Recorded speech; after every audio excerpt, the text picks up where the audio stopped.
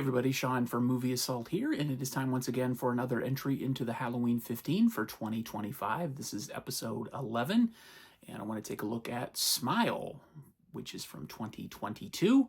This is a film that, there's the back of the front of the 4K that I watched for the review.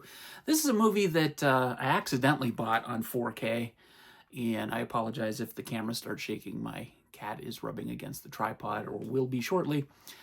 This is a movie I accidentally bought on 4K. I wanted to get it on Blu-ray. It is a movie that I initially was a little bit skeptical about. It had a really great marketing campaign, and I thought it had a great premise, but it's one of those movies, one of those modern horror movies that I thought was going to be built on more jump scares than anything, because the marketing campaign seemed to emphasize the jump scares more than anything else. And I should know this better than anyone, but you can't really trust the trailer to give you a good idea of what the movie is going to be about. And I'm guilty as charged. I got faked out. Because the movie is not really just all about jump scares. It concerns itself with a doctor named Dr. Rose Cutter. She's played by Sosie Bacon, and she works in an emergency psychiatric unit.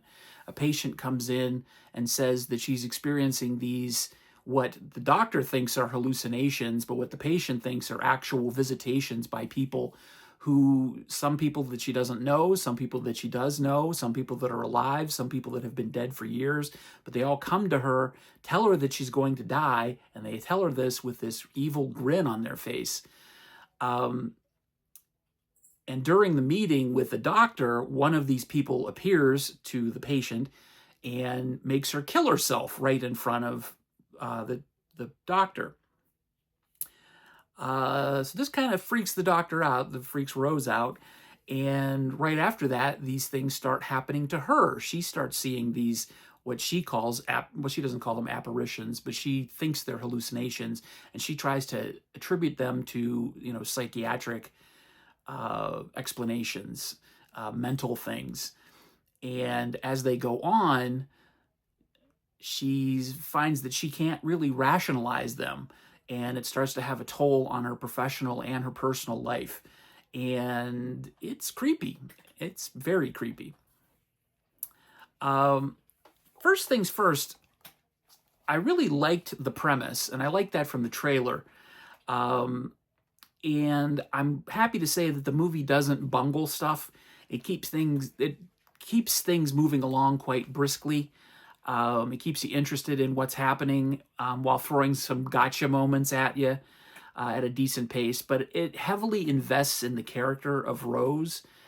She's given a healthy amount of backstory so that you care about her as a person.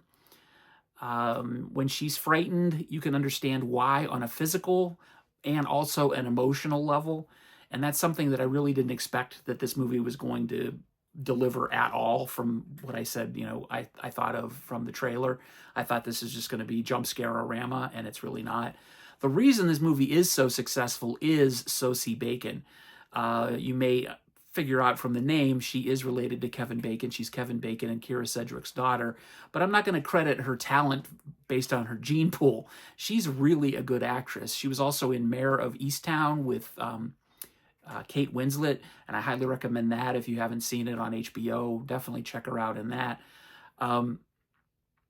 But she's great in this. Kyle Gallner, who was in Strange Darling, is in this. He plays Joel, her ex-boyfriend, her cop ex-boyfriend, I should say.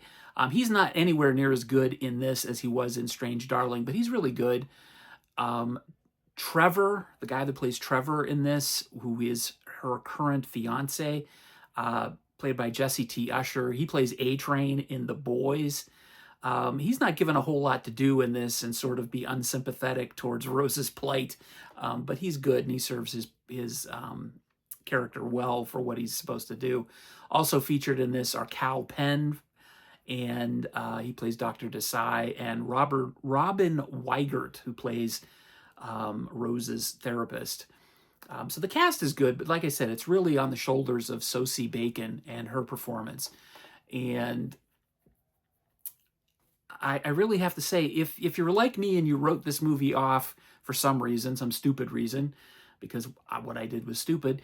If you wrote this movie off as possibly just being another jump scare fest or something that really wasn't worthy of your time, think again, because it actually is. It doesn't reinvent the genre. It's not going to redefine modern horror, but it is entertaining. It keeps you engaged. It's got well-defined characters, especially the main character. It's got an interesting premise. It's scary. It does have jump scares. The score is really good. It's a great time, and I recommend it. So I would give it an 8 out of 10. And I've heard the sequel is even better, and I can't wait to watch that. I actually have that in my collection as well. So I'm going to be watching that very shortly after the Halloween 15, of course, because I got to finish that up first. But I'm glad I watched this, and I'm not so unhappy that I bought it on 4K by accident. So yeah, check out Smile. And as always, thank you for making it this far into the video. And I thank you for your attention span. Thank you for all the recent subscribers I've just gotten. I've kind of jumped up in the subscriber numbers, over 750. There's the cat I was telling you about. And as always, thank you for your attention span. I said that already, but take it easy. See ya.